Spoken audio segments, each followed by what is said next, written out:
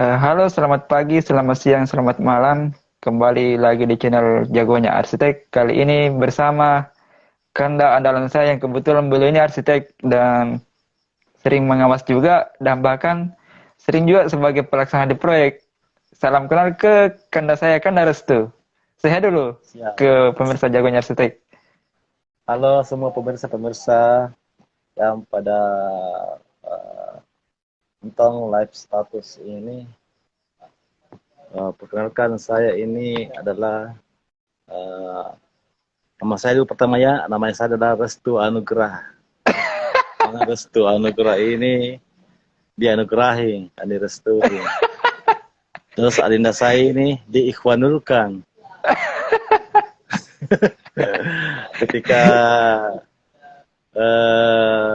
statement ini sedang dalam keadaan eh, berwacana dalam konsep arsitektur. Pada malam ini saya sendiri sebagai arsitek di beberapa pekerjaan pemerintah, yang termasuk proyek-proyek anggaran APBD dan APBN. Oke, pada kali ini saya akan tentang proses desain seni itu terjadi. Seni desain. Seni desain itu adalah konsep yang berbicara tentang nalar sebagai seorang arsitek pada prinsipnya, jati dirinya, seperti apa yang menggambarkan dalam seni desain itu. Jadi konsepnya itu adalah bagaimana kita merancang suatu bangunan yang elok dan enak dipandang. Yang kedua, bagaimana merancang bangunan itu supaya nyaman dari segi warna, penampilan, dan tata lingkungan. Yang paling berperan penting di dalam estetika arsitektur adalah lingkungannya. Bagaimana kita menyesuaikan lingkungan arsitek untuk menyesuaikan lingkungan yang perkumuhan sehingga lingkungannya itu berkesan. Yang kedua, cocok dengan suasana desainnya. Yang pertama, kalau kita melihat dari sisi arsitektural klasik, untuk menempatkan klasik ini perlu di lingkungan-lingkungan yang mempunyai unsur uh, mempunyai karakter artistik yang mendasari sekelompok lingkungan itu uh, klasik seperti itu. Jadi harus menyesuaikan Begini, sebenarnya. Kanda, begini. Mungkin ada beberapa orang yang bertanya, apa pentingnya jasa arsitek digunakan eh, dalam sebuah pekerjaan atau proyek? Seberapa pentingnya kita menggunakan jasa arsitek? Pentingnya itu kalau dari segi arsitektur itu memang sangat penting. Di mana-mana itu pembangunan Kan harus begini, sedikit menggunakan saya jasa potong. arsitek. Begini, kan begini. Kadang kan orang, ngapain kita pakai jasa arsitek? Kan bisa saja langsung pakai tukang saja, pemborong. Bagaimana cara untuk meluruskan argumen seperti itu? Kan kadang-kadang orang begitu lah. Kalau pakai arsitek lagi, mahal lagi, bayar lagi jasanya. Kan mending langsung pakai tukang. Itu bagaimana kira-kira untuk meluruskan pendapat seperti itu? Kalau saya sebagai engineer, Ya. pada intinya itu kenapa kita harus menggunakan jasa arsitek? Karena kalau kita memakai jasa arsitek, itu hitungan-hitungan dan model-modelnya bisa kita aturkan di dalam perencanaan-perencanaan seperti pembuatan RAD. Bagaimana bisa kita menggunakan jasa arsitek? Itu pertama. Jasa arsitek itu sangat berpenting banget di dalam misi pembangunan. Karena kenapa? Pertama, efisiensi biaya. Yang kedua adalah penataan ruangan. Ketiga, penataan. Keempat, itu eh, eksterior, bukan interior ya. Kita belum masuk interior, kita bicara dulu masa eksterior. Tampak. Tampak ini kita harus menyesuaikan dengan kebutuhan konsumen. Ini seperti apa? Pertama, saya contoh ini sebagai apanya user toh. Parsitek saya mau seperti ini, bagaimana biayanya? Nah, yang pertama kita harus tahu dulu itu berapa luas bangunannya yang diinginkan. Spasinya ada beberapa spasi daripada ini. Apakah dia mau proses hamil dengan orang yang secara sederhana fokus atau dia semi hotel gitu. Nah, itu yang paling penting itu kita dasari adalah bahwasanya kalau saya memakai jasa arsitekturnya sudah terhitung dengan biaya-biayanya sehingga kita tidak merubah lagi apa yang sudah ditetapkan, apa yang sudah kita sepakati. Kalau kita menggunakan jasa tukang, nah itu yang parah. Karena pengalaman saya kemarin ada teman ini memakai jasa bandor, itu beberapa kali diulang-ulang itu dibongkar kiri kanan, atapnya dibongkar, ininya salah penempatannya, keramiknya lagi salah. Karena kenapa? Tidak terkonsep dengan secara struktural. Nah, dari segi penempatan, nah, kalau kita memakai jasa mandor itu dan sebagainya, itu konsekuensinya harus kita terima. Karena kenapa? Kita tidak suka ini, ya. Yang pertama adalah kita membongkar, itu mengambilkan biaya. Ilmu arsitektur itu bisa kita rubah-rubah. Ini tidak mau Pak, ini begini. Tolong dong buatkan saya 2 lantai, berapa anggarannya? Tolong dong buatkan saya rumah minimalis.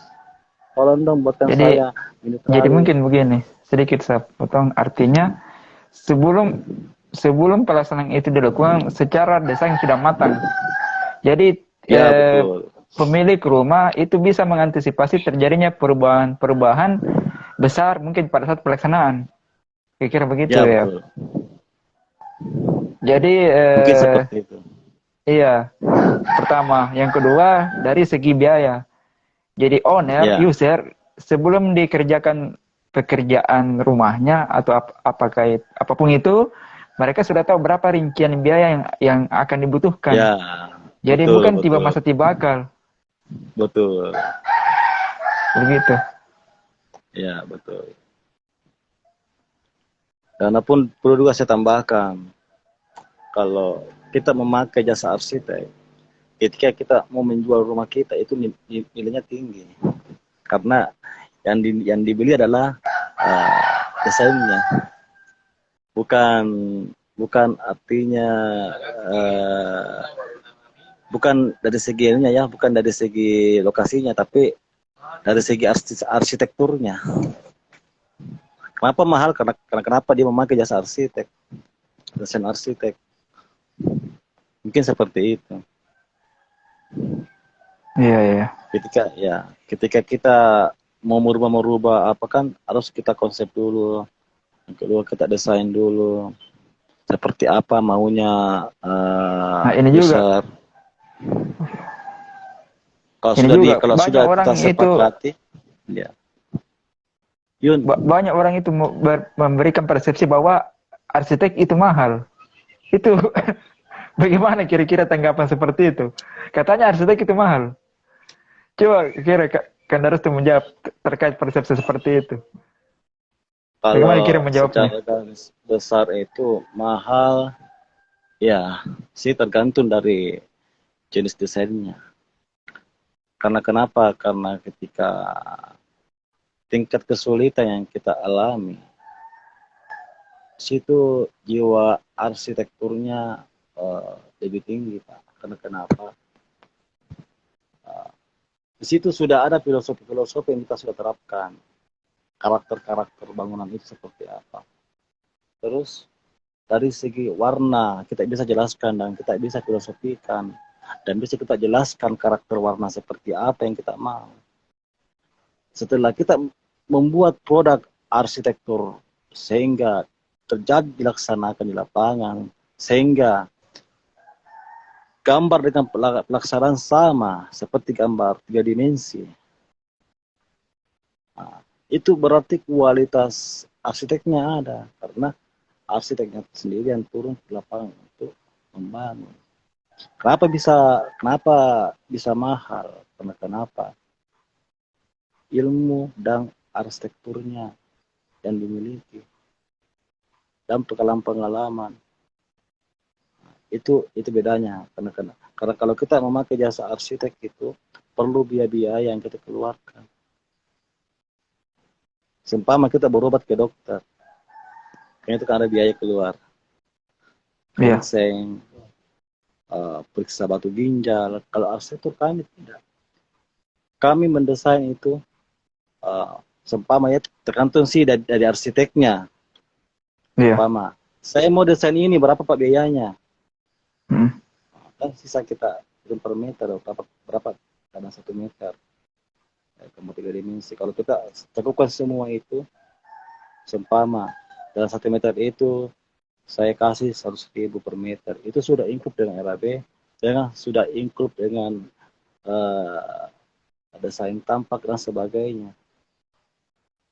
Ini contoh kecil. Karena kenapa mahal? Karena kenapa? Ilmunya yang kita beli dan pengalaman-pengalamannya. Terus begini, bagaimana? Sedikit saya potong. Terus bagaimana kalau Bapak menghadapi owner yang mintanya gratis? Itu kira-kira bagaimana itu? Kan ada kan orang, kerja saja, masa gambar dibayar lagi? Nanti dulu bagaimana kayak begitu. Itu lain lagi ceritanya. Kalau cerita seperti ini sih sering saya dapati. Sering saya dapati. Yang pertama itu adalah kita sebagai arsitek ini memang kita harus membantu yang pertama untuk rumah yang mau dibangun. Tetapi kalau dengan secara gratis seperti itu kan logikanya bagaimana ya? Ketika kita kuliah di bangku kuliah itu kan artinya kita bayar uang semester per semester itu berapa? Yang pertama. Nah, yang kedua, sama dengan hanya kalau saya naik mobil ya, bisa gratis Pak, antar saya sampai ke Mamuju. Kan ada yang mau. Karena kenapa? Jasa supir pertama. Yang kedua adalah mobilisasi, adalah bensin. Sama dengan kami ini arsitek. Karena kenapa? Jasanya adalah dari mengkonsep sampai dituangkan di lapangan. Karena beda arsitek dengan seni rupa. Seni rupa itu desain yang ditampilkan dengan secara tidak nyata. Sedangkan kami sebagai arsitek, desain yang ditampilkan secara bentuk nyata. Fisiknya ada. Kualitas pencahayaannya ada. Yang kedua, penempatan perabot yang penting. Yang ketiga, tentang konsep atapnya seperti apa dulu? Atapnya bentuk buku atau bentuk keong. Itu kan tingkat kesulitannya juga sudah lumayan. Karena kenapa? Rembesan air yang kita jaga. Ketika kita mengkonsep atap, perlu kita melihat air hujannya di mana, MEP-nya, mechanical plumbing seperti apa. Coba Kanda lihat ada komentar itu, coba dibaca di komentar. Ya, mahal itu dari tingkat imajinasi. Sebutkan namanya supaya sebutkan namanya yang Mas Siapa namanya? Asidik, Mas Ya, Asidik. silakan. Ya, silakan coba Mal di itu komentari anunya. dari tingkat imajinasi dulu. Apa yang dibaca ini? Dan mal itu dari tingkat imajinasi dan seni yang diterapkan oleh arsitek dan mendesain sebuah bangunan. Memang imajinasi. Ini kita Imajinasi kawan, itu seperti ini. bagaimana? Iya. Imajinasi itu artinya penghayalan.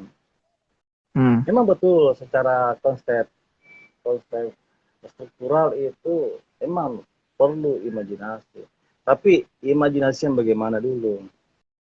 Iya. Karena imajinasi itu bisa ada yang perlu dipakai, ada yang tidak perlu dipakai. Seperti ini gelas. Ini kan bentuk imajinasi. Bagaimana gelas ini kita kembangkan supaya Iya. cantik dan elok dilihat. Itulah Hmm. arsitektur.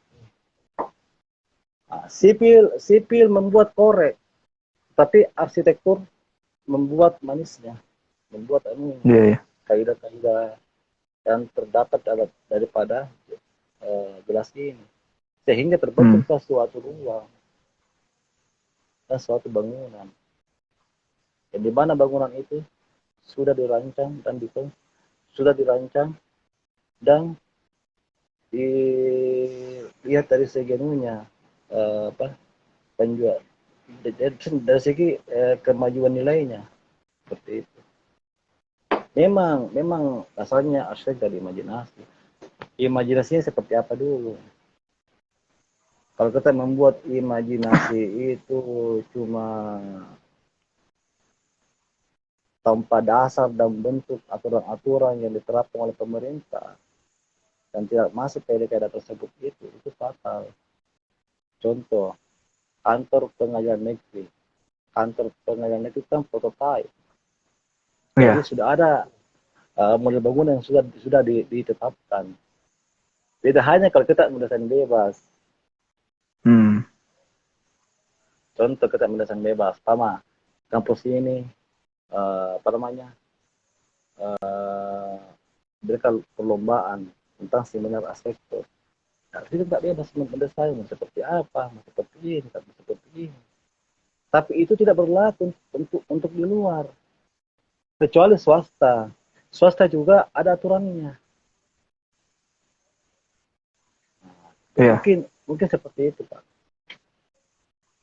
Kalau kita mau tuangkan imajinasi seperti apa dulu?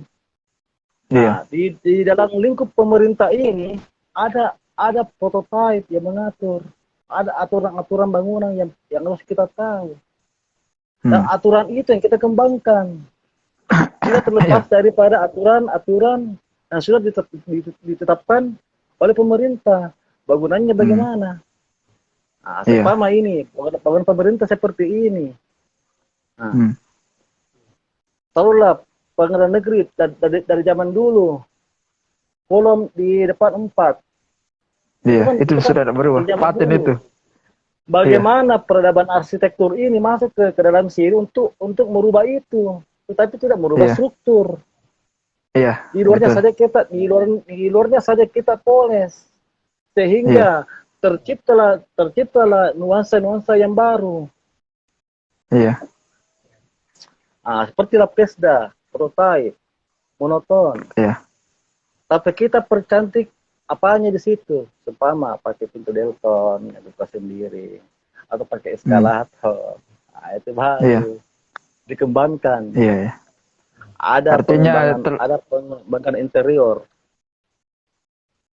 iya, Jadi, artinya terlepas dari prototipe yang mungkin sudah ditetapkan, tetap kita berikan sentuhan-sentuhan. Jadi dia ya, tetap ada kelihatan yang menarik dari betul. apa yang sudah menjadi prototipe dalam bangunan tersebut. Kira-kira mungkin begitu. Ya, betul. Mungkin seperti itu. Ada tambahan lah. Ya, mungkin seperti itu anunya wacananya. Yang kedua, ada pun juga permasalahan-permasalahan di lapangan terkait sentuhan arsitektur ke dalam bangunan yang tidak bisa dirubah, itu adalah rumah sakit. Oh, kenapa rumah sakit? Sakit begini, Paling dia cuma pakai ACP. Itu kan sudah model lama. Pakai ini, Iya, itulah. iya, iya. Modelnya ya segi 4, kebetulan segi 4, bulat, kayak ini. Hmm, Itu yang bebas sebenarnya kalau rumah sakit. Tidak iya. tersentuh oleh prototipe. Tapi ada pun juga yang prototipe ada puskesmas sama laboratorium. Hmm, Ah, puskesmas iya. ini dia satu kesatuan, simpel aja. Dan Hmm, lapisnya juga ini satu kesatuan untuk kotak. Adapun juga memakai atap pelana, pasti itu. Tapi begitu ya. bagaimana dalam dalam prototipe itu kita kembangkan? Iya, iya. Apakah apakah kita memakai apa? Bagaimana catnya yang kita beli bagus? Apakah merek Bulus atau apa? Atau apa itu cat yang mahal itu? Nah, itu yang kita langsung terapkan di dalam bangunan itu. Pertama. Yang kedua, dari segi model bisa kita rubah, eh, tapi tidak secara ada 100% kita rubah, paling sekitar 15% kita rubah. Habis itu mempunyai pendekatan aspek terkait pada bangunan tersebut, karena arsitektur itu adalah seni seni seni bangunan yang berestetika. Terus begini, yang ber- mungkin ada beberapa orang bertanya dalam dalam proses mendesain langkah-langkah apa saja yang biasa dilakukan si arsitek ketika akan melakukan desain bangunan. Beberapa langkahnya, Pertama, tahap awalnya. langkah per- langkah pertama adalah kita harus meninjau dulu lokasinya. Meninjau lokasi itu pertama. Ya, pertama lokasi. Oke, terus Yang, ke- yang kedua, keadaan tanah. keadaan tanah. Kenapa Sebelum melakukan mesti melihat keadaan penunjuk tanah? tanah. Karena begini, Kenapa? karena ke setiap kita membangun itu harus kita lihat tempatnya dulu seperti apa. Iya. Apakah dia labil tanahnya, Hmm. apakah dia ketebalan lumpurnya, masih melebihi aturan, apakah standarisasi uh, penggalanya itu apakah sudah bisa dikategorikan layak untuk dibangun rumah atau bangunan. Itu pertama dulu. Iya. Nah, setelah rampung uh, tentang pendekatan seperti itu, kita masuk di segi estetika, tampak, dan lingkungan. Hmm. Kita harus melihat lingkungannya dulu seperti apa. Kalau lingkungannya, bangunannya cuma yang begitu-gitu aja, ya kita harus mendekati, tapi kita membuat kemajuan pada lingkungan itu sehingga daya tertariknya ada. Iya. Gitu. Dan terakhir adalah bagaimana menyesuaikan uh, tempat itu sehingga dapat diterima oleh masyarakat.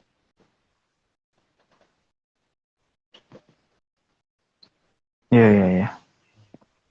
Jadi langkah awal tadi survei ya, survei. Survei Sur- habis itu melihat kontur tanahnya, struktur tanahnya. Yang ketiga tadi apa? yang ketiga tadi adalah lingkungan. Lingkungannya. Harus menyesuaikan Terus yang lingkungan. keempat, Kenapa? Nah, yang keempat adalah uh, pendekatan arsitektur kepada masyarakat. Kita harus sadarkan masyarakat bahwasanya bangunan ini berarsitekturalisasi.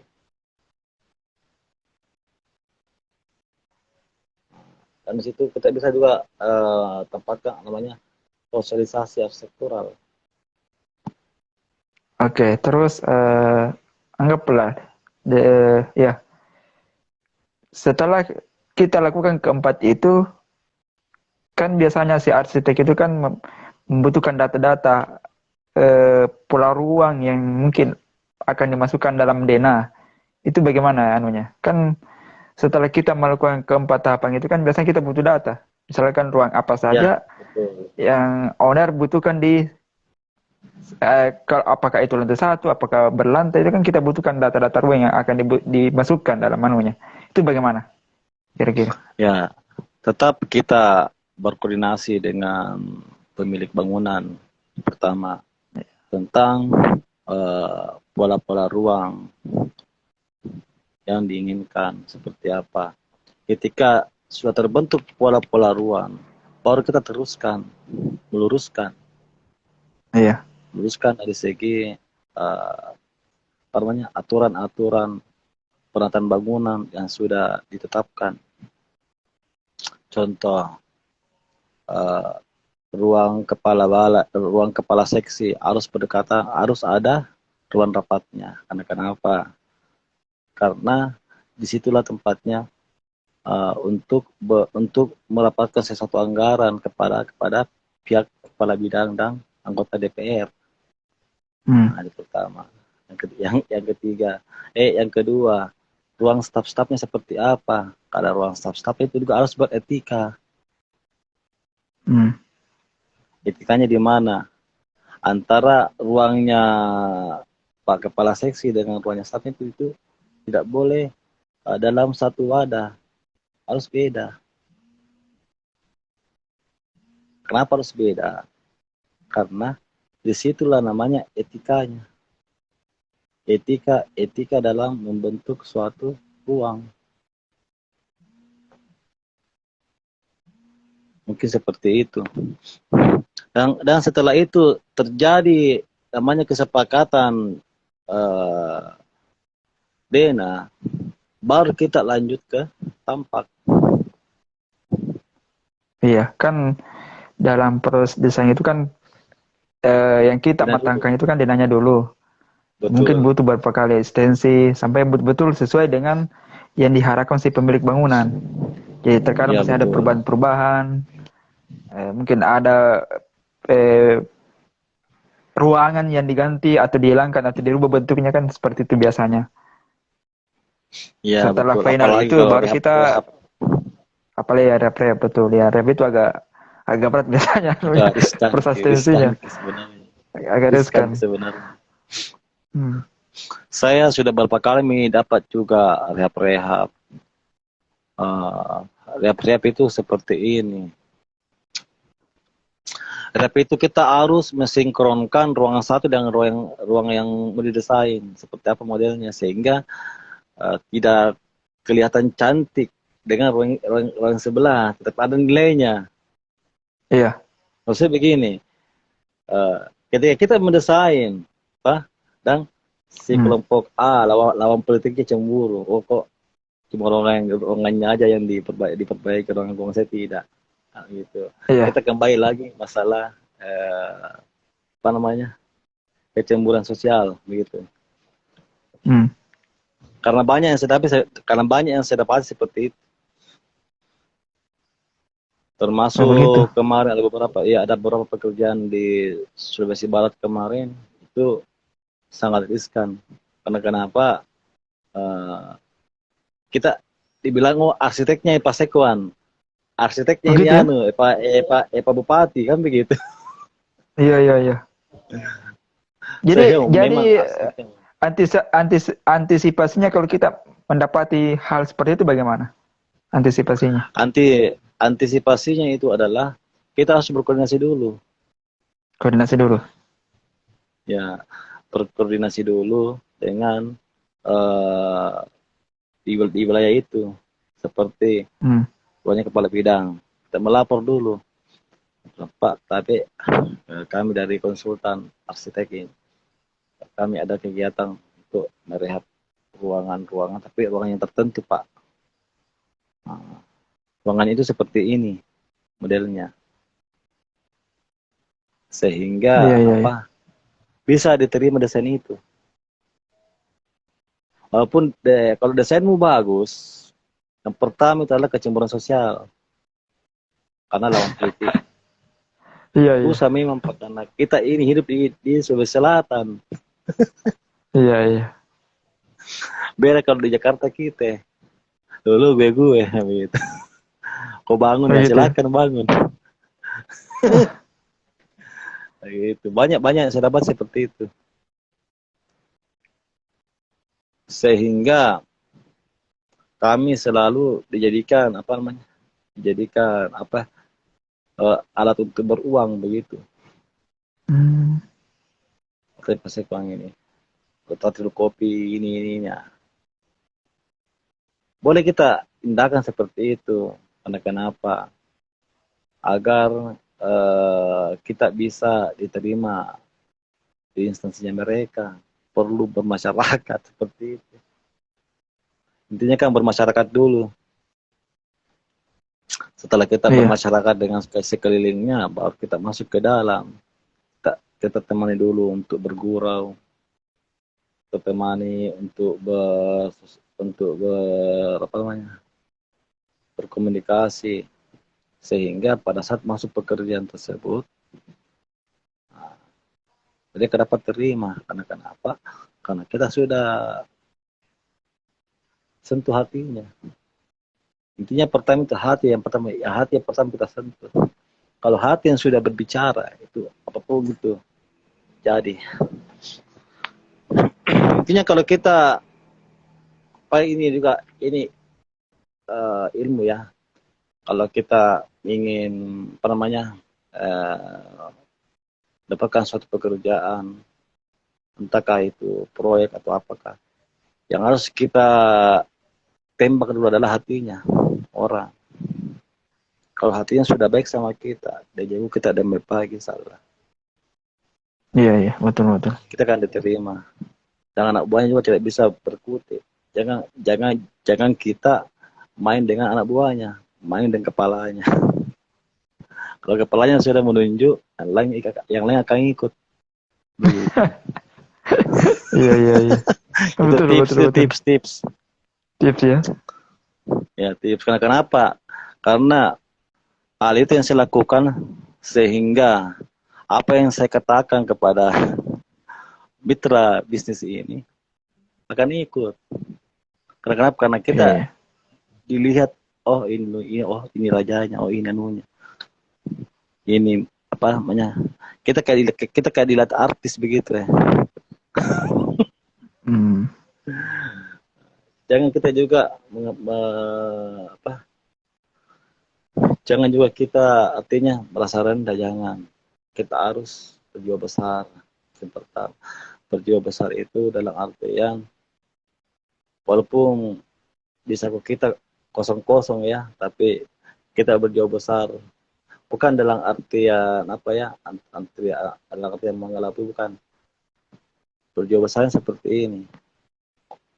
Saya harus apa namanya, terapkan skill saya. Yang kedua, harus saya terapkan, saya punya ilmu di sini. Iya. Gitu. Dan sehingga orang bisa menilai sama dengan dokter ya. Kamu belum bisa dikatakan dokter kalau kamu bisa, karena kamu belum bisa mengobati kan begitu. Kalau kamu sudah Betul. bisa mengobati dari satu ke satu, rumah ke rumah, nah, kamu dianggap dokter. Tapi walaupun kamu dokter, tapi kalau kau tidak pernah dilihat mengobati, itu bukan dokter. Begitu. Intinya berbuat dulu, begitu. Berbuat dulu.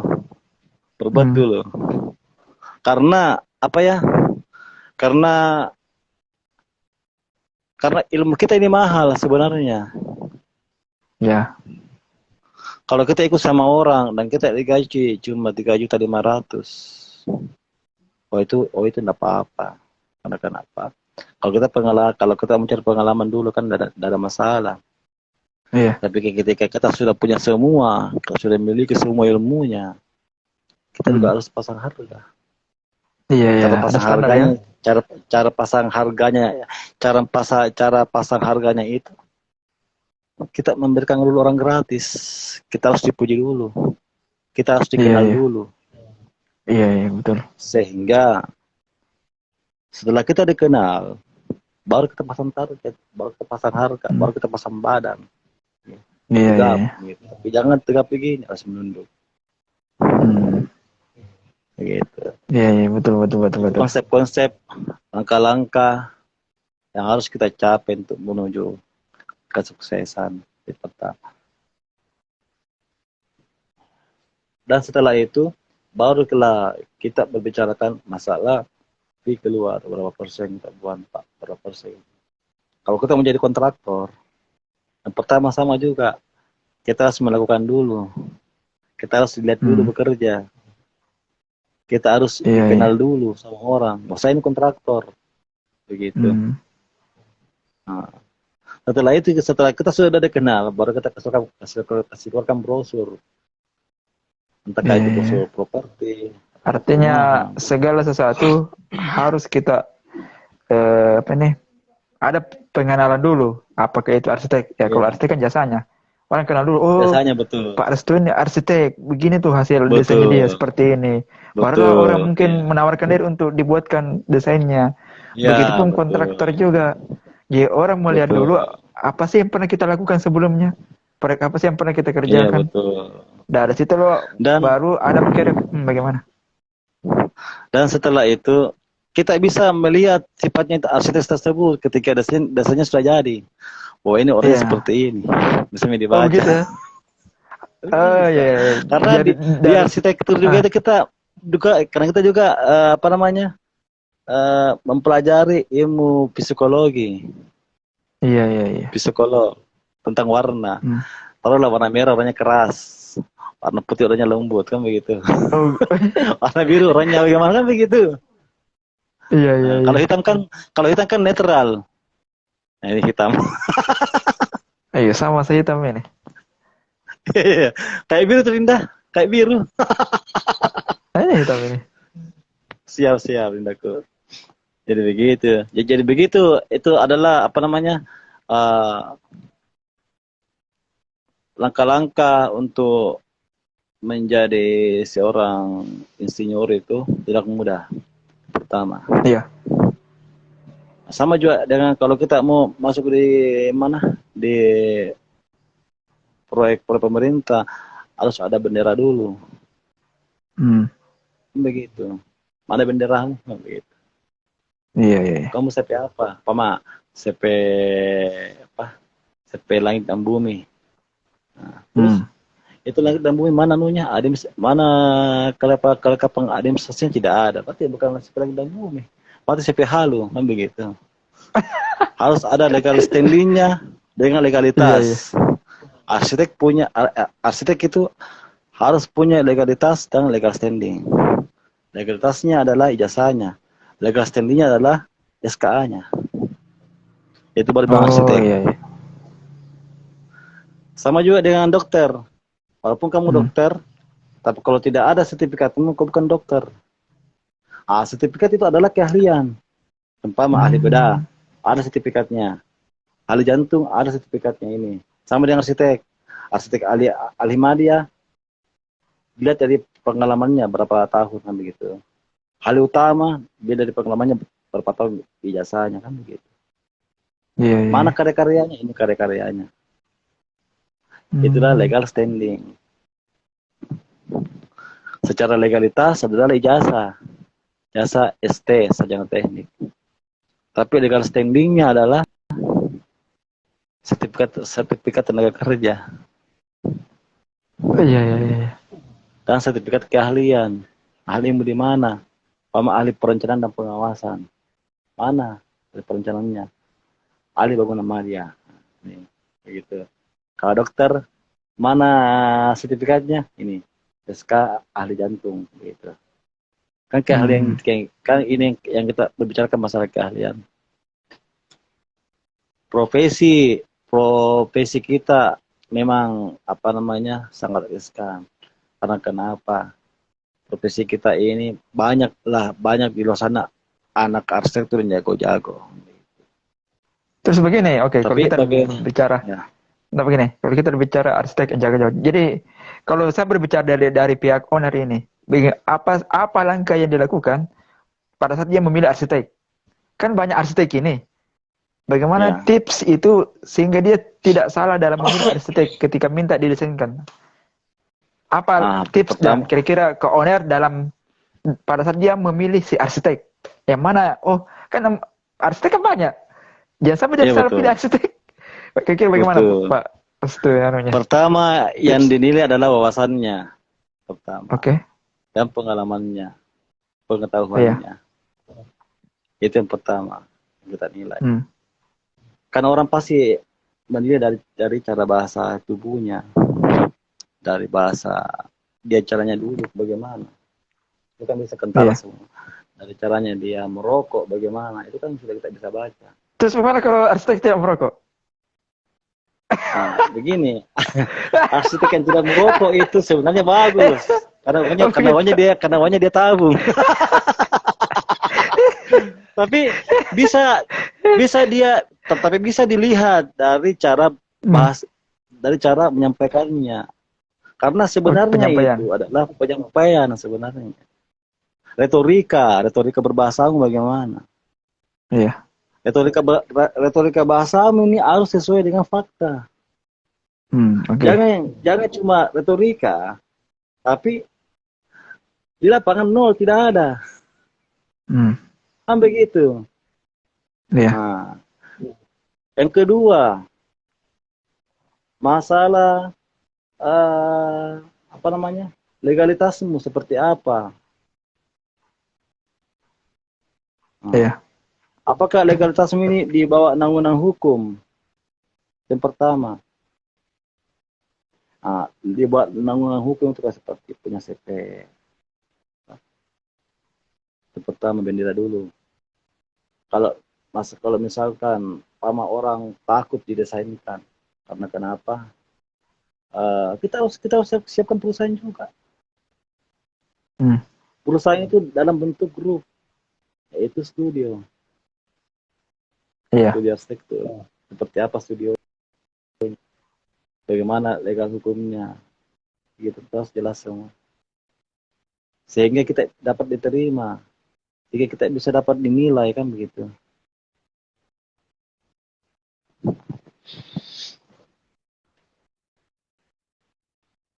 Halo?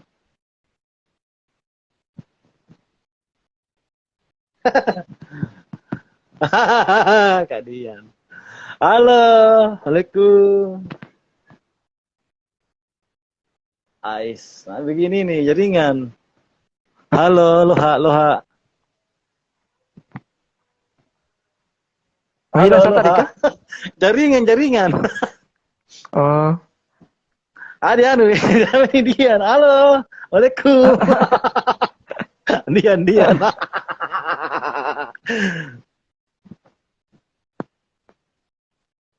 Dian merayap. Tadi terus saya apa lagi? Bilang tadi dah. Seperti itu. Ini yang harus juga diperhatikan di dalam mendesain. Itu adalah sistem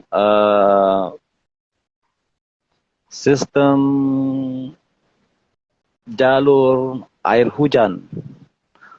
Nah, yang kedua, kalau kita membuat desain itu jangan terlalu rumit. Yang bisa dirawat. Iya. Dari segi perawatan kita harus pikirkan perawatan bangunan, apakah mau dicat ulang ini apa bangunan atau bagaimana? Karena setiap tahun itu ada pasti pergantian warna. Bukan maksud saya pergantian warna, mendaur ulang, mencat ulang, begitu. Nah itu, jangan kita membuat desain bangunan itu yang rumit, yang susah dirawat. Kayak semacam UNEM, itu betul. Banyak, ya betul. Itu susah perawatannya itu. Karena banyak masalah seperti kan bangunan, dari segi estetikanya bagus, cantik, keren. bagus. Cuman dia perawatannya Perawatannya setengah mati. Ya itu mati. mungkin perlu diperhatikan juga ya. Jadi jangan Perlu hanya diperhatikan. jago mendesain, tapi begitu pada saat sudah terbangun, sudah agak berat untuk Bocor-bocor, perawatannya. masuk air. Ya, saya. Jadi harus berpikir panjang juga ini anunya arsiteknya. Betul, betul.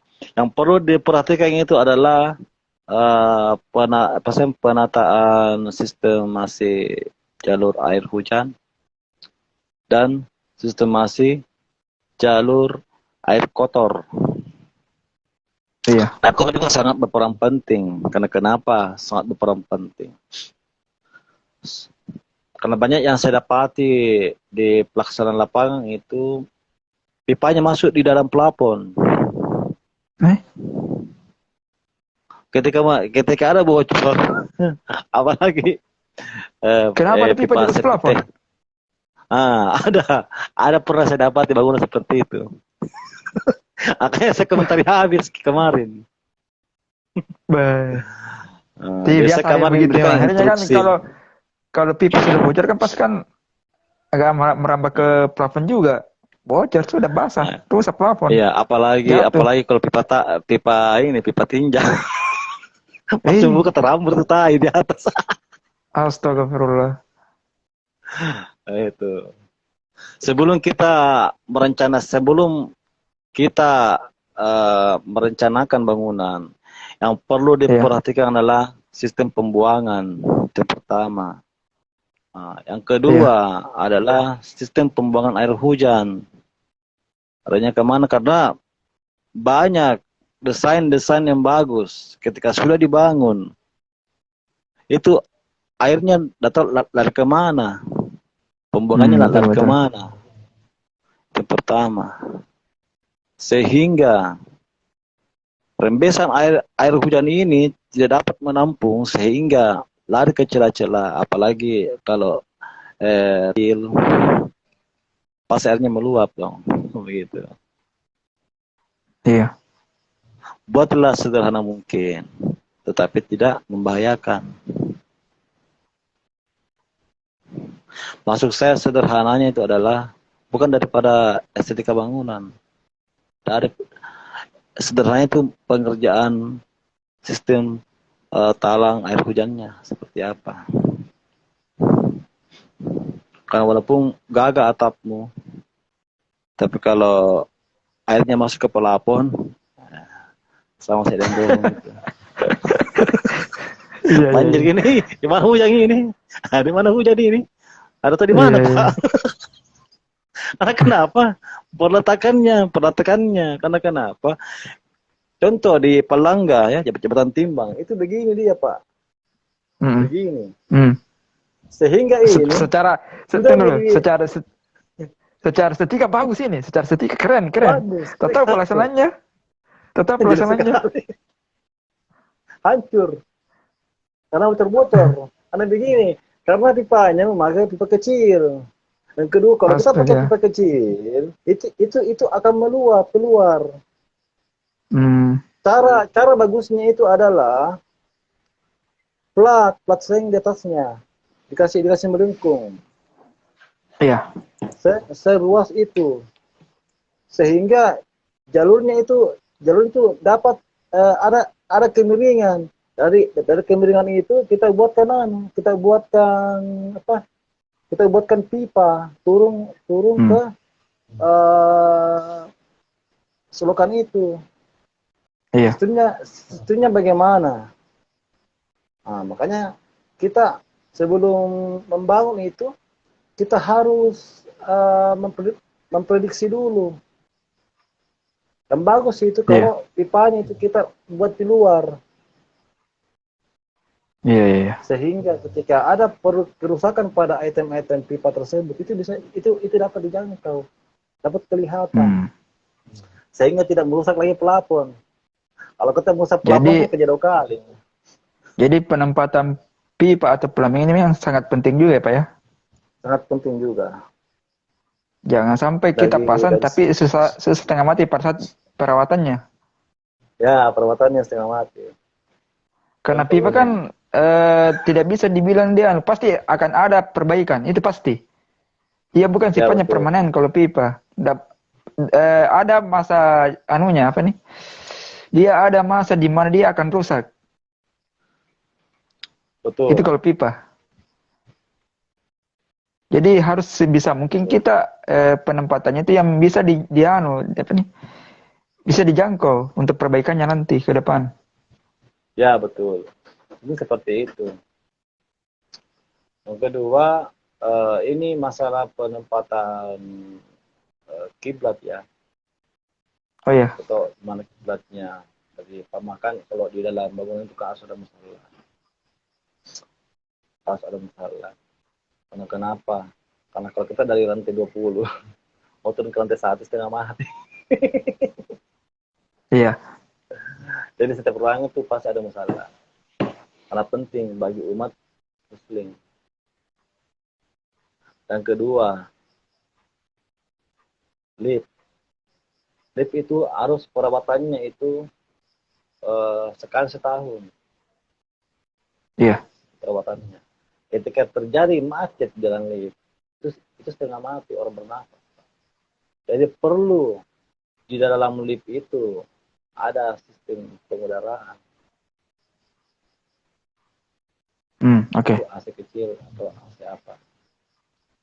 Nah, mungkin AC sentral lah. Yang kedua, apa namanya, tangga darurat itu harus iya, kita tempatkan pada posisinya supaya jalurnya itu tidak terlalu jauh, harus dekat, yang mudah dijangkau. Nah, yang ketiga, soal penempatan konstruksi pada bangunan berlantai, iya, itu kita harus perhitungkan dulu bebannya, beban angin, beban tanah, beban kendaraan. iya, Karena semakin tinggi bangunan, angin di atas semakin kencang. iya, Tuh. Karena proses pengudarannya tidak sama dengan yang di bawah.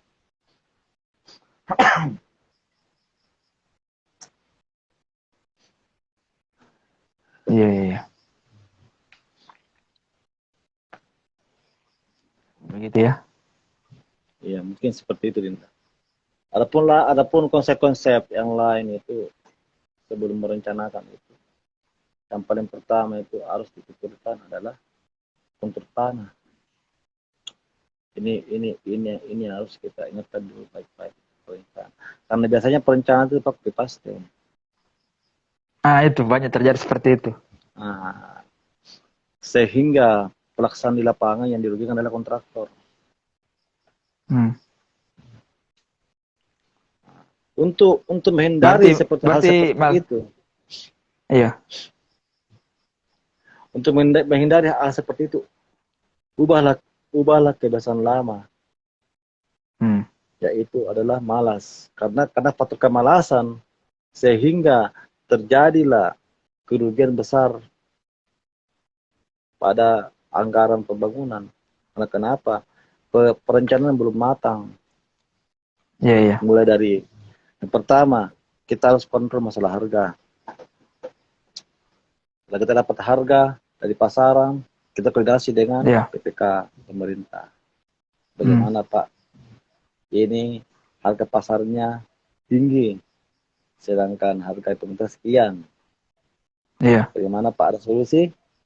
Nah, setelah itu kita kasih solusi, baru kita buatkan berita acara.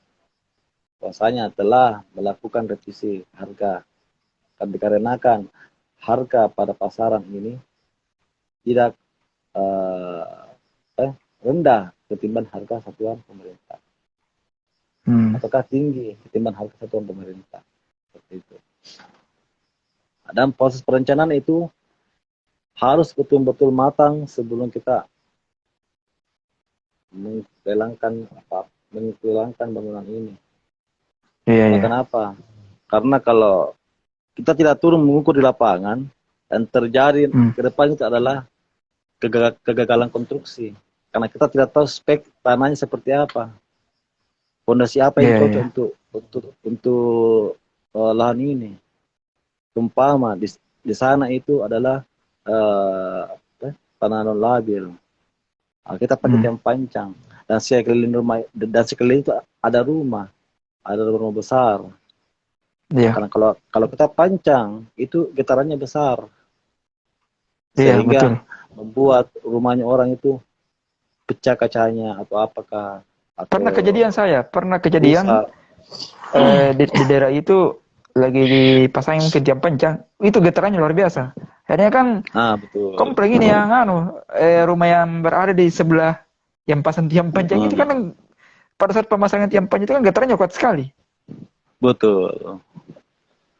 Nah, Jadi ya, untuk merelai hal seperti itu hmm, perlu diadakan justifikasi teknis perubahan iya. konsep. Yang Hmm, mana perubahan konsep itu pun dalam CCO. Ah, iya. kita kembali lagi, kita kembali lagi masalah CCO ini. CCO ini tidak akan tidak akan terlepas daripada satu kesatuan daripada anggaran pemerintah. CCO Iya. ini adalah eh, alasan-alasan agar kontraktor tidak rugi besar. Oke. Seumpama pancang ini sangat merugikan masyarakat. Harus Hmm, kita ganti dengan bor pile. Bor oke. pile itu hampir sama dengan tiang pancang. Bor pile Hmm, itu emang tidak seriskan seperti tiang pancang, tetapi bor pile ini mampu mengebor sampai kedalaman 25 meter ke bawah sampai 60 meter apa itu? Apa itu? pengeborannya. Oh, iya iya. Nah, dan harus kelemahannya di situ adalah ketika kita tidak hati-hati mengebor, Hmm, itu bisa saya terjadi longsor di bawah oh di gitu. kedalaman 15 meter kah atau 10 meter. Hmm, Untuk mengantisipasi itu perlu kita buatkan anggaran casing. Karena kebanyakan itu konsultan membuat bor pile dari casingnya. Cuma casing iya cabut-cabutan iya. saja, dicabut, pasang lagi. Itu tidak, itu harus ah, yang tiang pancang itu memang kalau dari segi pelaksanaannya mahal. Yang kedua dari segi apa namanya negatifnya juga dapat merusak situasi bangunan yang eh, terdekat daripada lokasi pekerjaan itu. Itu yang kedua. Yang ketiga adalah bagaimana tiang pancang ini bisa kita fungsikan ketika pekerjaan ini eh, tidak merugikan orang di setempat. Perlu kita bahkan titik BM-nya digali dulu. Kita Iya menggali iya, dulu karena sekelilingnya sampai kan 2 itu meter, 3 meter. kan itu yang sering terjadi. Seperti yang saya sampaikan dari tadi itu yang Nah, getarannya itu terasa sampai beberapa meter dari lokasi tiang pancangnya, iya. Jadi kalau kita saya kira tidak itu lakukan antisipasi seperti itu kan mengganggu orang juga. Betul kita saya bilang tadi bisa retak bangunannya orang. Jadi mungkin itu kira nanti sangat orang perlu yang diperhatikan. betul, Soalnya saya pikir gempa juga karena getarannya kuat sekali. betul. Gempa bumi ini loh, gempa ini ternyata gempa buatan. Gempa buatan. Karena itu yang tidak dipikirkan. Engineer yang tidak berfungsi seperti itu. Hmm, Engineer itu adalah rekayasa. iya, Bagaimana kita merekayasakan apa-apa ini sehingga tidak terjadi kerugian yang fatal, merugikan orang lain, kan begitu. iya. Amburadul manajemennya tidak terlaksana metode pelaksanaannya, tidak Hmm, ada jadwal pelaksanaannya. Itu kan apa sebenarnya? Tidak terbentuk manajemennya. Kalau pekerjaan bahas itu adalah yang terbentuk manajemennya, iya, iya, iya. yang dapat mengcover orang-orangnya. Yang kedua, yang ketiga, pada konstruksi itu tidak main-main karena kenapa? Bangunan itu kan tempat perlindungan daripada hujan. Hmm, kalau bahasa purbanya itu melindungi dari ancaman binatang liar kan, bahasa purbanya. Iya. Kalau bahasa sekarang itu adalah melindungi dari hujan, terik matahari, dan apa namanya, melindungi dari gempa bumi.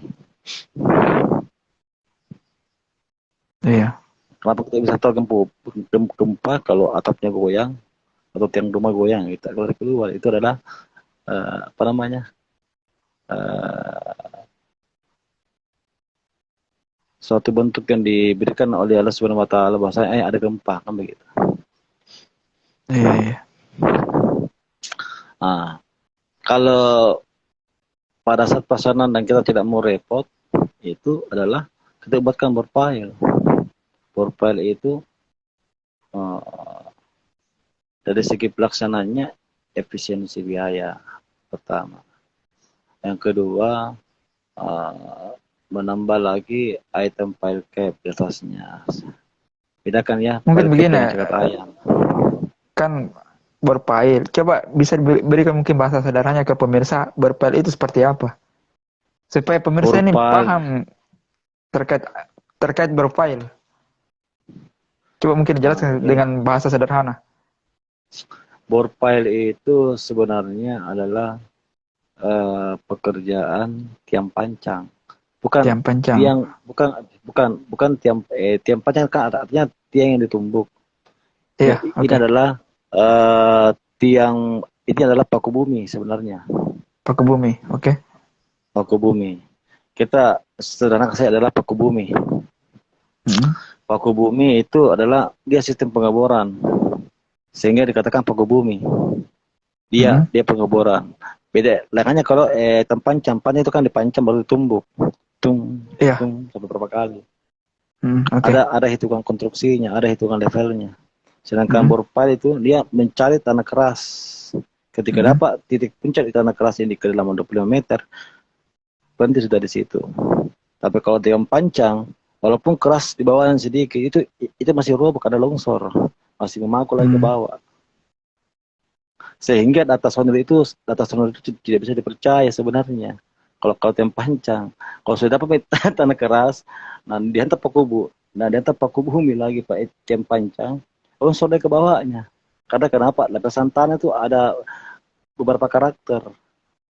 Ada lapisan tanah yang keras awalnya di kedalaman 1 meter. Nah, Mm. setelah kita tumbuh dalam kedalaman 1 meter dan di kedalaman 2 sampai 3 itu longsor. Nah, itu kan artinya tanah kan artinya kerasnya itu kan ada levelnya.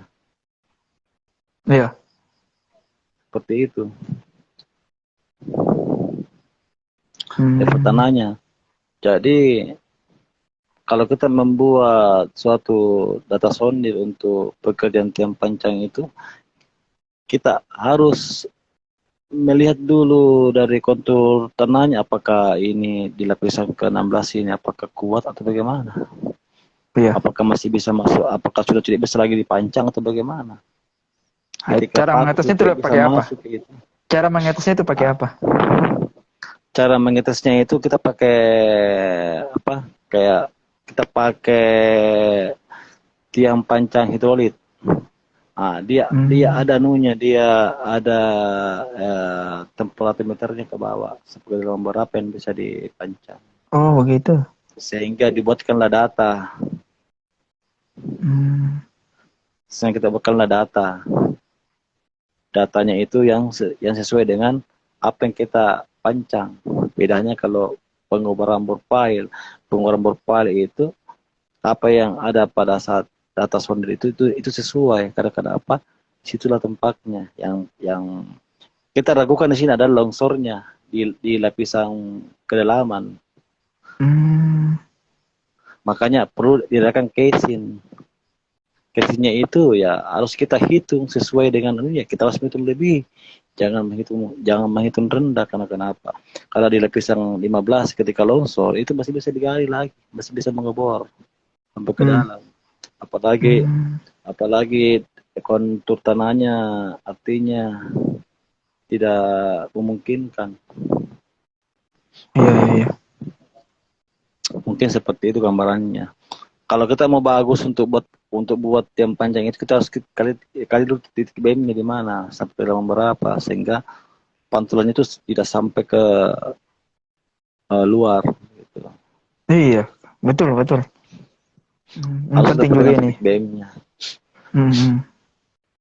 Kalau kita tidak mau merubah lagi RAB kan, kalau kita mau Hmm. merubah RAB, berarti kita harus ganti dengan berpail atau pekerjaan sumuran, gorong-gorong. Hmm.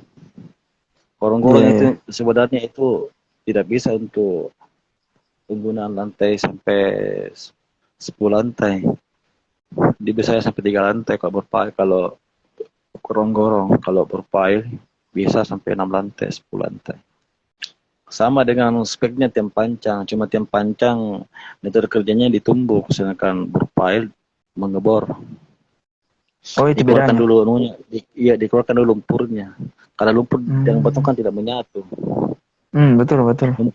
Lumpur itu kan lembek. Lembek Nah, ya. ketika kita mengecor, kita harus gunakan 1 kubik untuk mengeluarkan lumpurnya. Hmm. Bisa bisa jadi 5 kubik. Jadi kalau kita menghitung bor pile, kita jangan menghitung betonnya itu pas-pas, jangan. Kita menghitung lebih. Hmm. Karena ada over beton yang terbuang, Iya, iya, iya. sehingga lumpurnya ikut keluar. Kayak itu lumpur kan di atas, beton di bawah. Lumpur Hmm. hampir ada lumpur dengan beton hampir sama. Jadi kita harus mengeluarkan sampai 5 kubik beton sehingga mendapat beton Hmm. asli. Jangan lupa Iya, juga iya. setelah lumpurnya keluar, jangan lupa diambil. Kalau mengeras yang mati di betel. Karena pengalaman di Kerung kemarin. Hmm. Iya, iya. Ini pengetahuan ilmu struktur lagi nih buat pemirsa jagonya arsitek ini. Betul. Ini Karena ilmu struktur ini. sebenarnya karena sebenarnya itu pengalaman kalah. Ilmu akan kalah dengan pengalaman. Iya, iya. Banyak juga anak sarjana ekonomi kerja kayak pekerjaan kita. Banyak Iya, juga betul. orang dari bukan sarjana teknik bisa kerja seperti ini, tetapi Hmm. bisa dibedakan Iya, bagaimana tuh? dari segi manajemennya. Iya, iya. Nah, akan kentara kalau bukan orang teknik yang kerja. Akan Hmm. kentara itu modelnya. Seperti Iya, itu. karena banyak sekali kita temui itu kontraktor sebenarnya bukan orang teknik. Malah Bukan mayoritas. Malah mayoritas. mayoritas. Betul. Kecil itu kalau kita ada temui kontraktor betul teknik kecil. Mayoritas Betul. bukan jurusan teknik. Bukan Kecuali konsultan. Kalau konsultan kalau betul.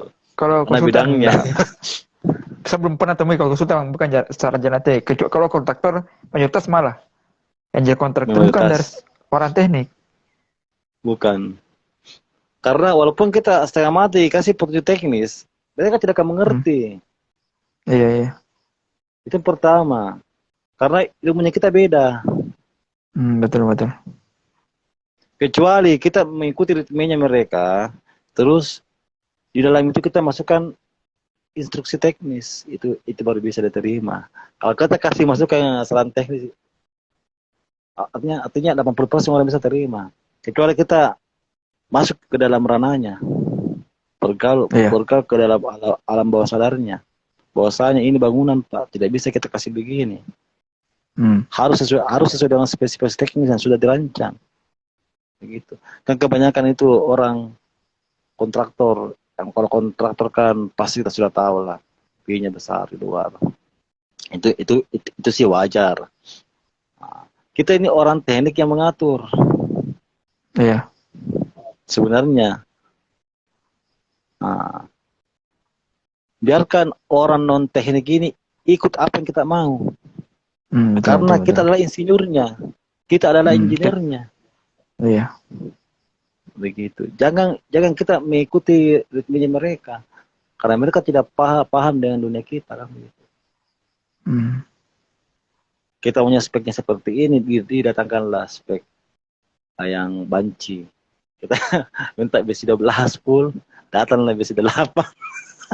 Memang bisa berdiri bangunan. Nah, makanya yang terjadi sekarang ini, ketika aspal sudah rusak, itu karena adanya mobil Alphard. Iya, iya. Karena 30% memuka sudah ada Alphard. Begitu. Yang Iya, iya, merusak iya. beton itu ada, yang merusak beton dan aspal itu adalah Alphard, Ah, mobil Alphard atau mobil Fortuner. Karena kadang anak keluar bawang muka beli Fortuner. Bagaimana Cika? Tuh. iya, iya, iya. Salah Itulah, penempatan itulah, dananya. itulah sudah jadi budaya sebenarnya.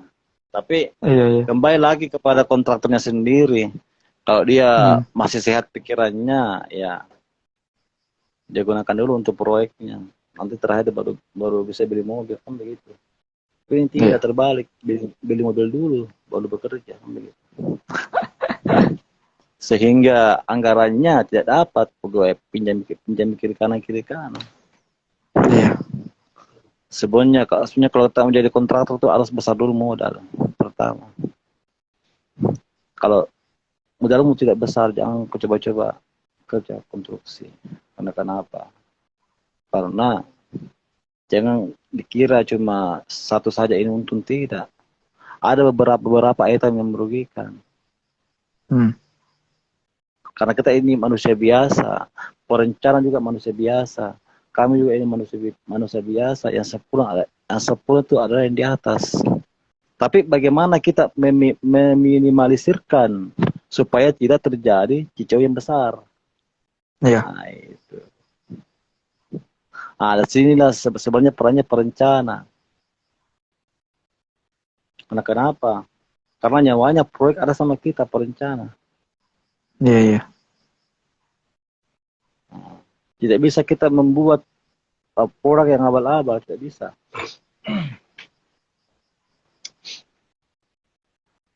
Karena kenapa? Oke, bolehlah desainmu bagus. Ini. Setelah terjadi, tidak sama dengan desainnya. Hmm. Desainnya gagal, iya hasilnya jelek kan begitu. Harus sama lah dengan gambarnya begitu. Iya, iya. Yang kedua, speknya juga harus sama lah. Karena speknya kan sudah ditentukan, sekian kekuatannya, sekian bebannya, sekian beban getarnya, begitu. Kayak semacam mobil lewat. Hmm. Nah, kalau bangunanmu bergetar, berarti kau harus mengerti dirimu sendiri, apa yang kurang kan begitu.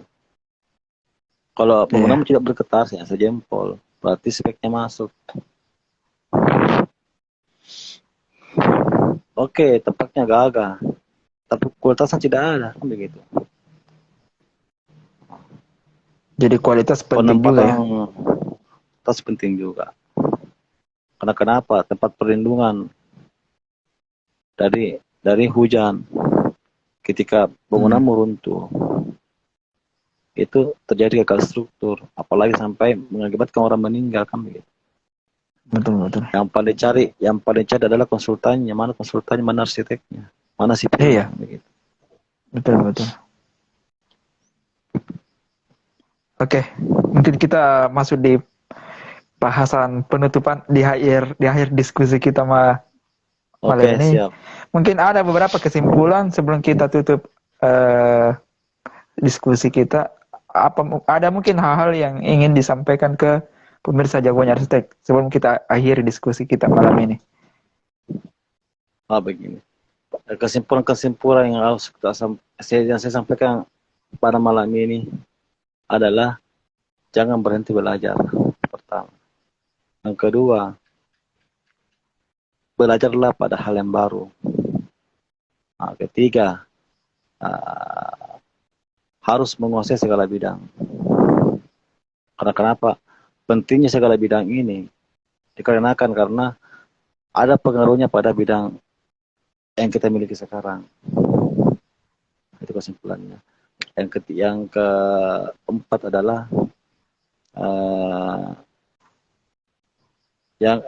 yang keempat adalah berbuatlah sesuatu yang berguna untuk masyarakat dan agama. Karena kenapa? Karena kita akan selalu dibutuhkan di tengah-tengah masyarakat. Baik itu di kalangan pekerjaan pemerintah dan di kalangan pekerjaan swasta. Itu aja. Jadilah orang yang berguna dan bermanfaat. Gitu. Ketika kita sudah berguna, kita akan membuat pahala yang lebih besar. Seperti Iya. Oke, pemirsa, itu beberapa kesimpulan dari abang saya Kanda Restu. Semoga apa yang sudah kita bicarakan dari tadi, mulai dari terkait arsitek, cara mendesain, dan tips-tips memilih arsitek, bisa bermanfaat ke semua pemirsa jagoannya arsitek, dan bisa diaplikasikan semua ilmu-ilmu yang sudah disampaikan dari abang saya. Jadi sekian diskusi kita hari ini. Tunggu diskusi-diskusi kami selanjutnya. Sebelum saya akhiri video ini, saya mau menyampaikan untuk jangan lupa videonya di like, di komen, di subscribe, dan jangan lupa tekan tanda bunyi loncengnya untuk mendapatkan informasi video-video kami berikutnya. Sampai jumpa dan ciao.